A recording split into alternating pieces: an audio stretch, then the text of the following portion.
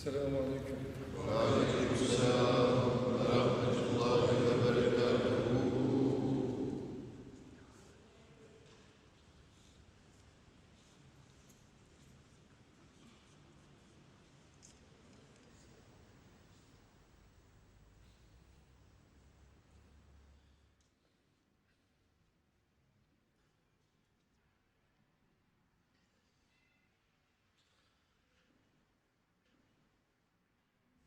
Allahümme salli ala seyyidina Muhammedin mahtelefel melevan ve tahakkemel aslan ve keremel celilan ve istekbelel ferkadan ve bellü ruhahu ve ervâhe ehl-i beytihi minet tahiyyete ve selam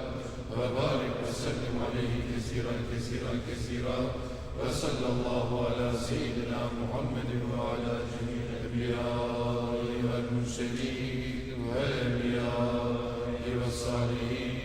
وعلى ملائكتك والمقربين وعلى أهل طاعتك أجمعين من أهل السماوات والأرضين ورضوان الله تعالى على آل رسول الله وأصحابه أجمعين برحمتك يا أرحم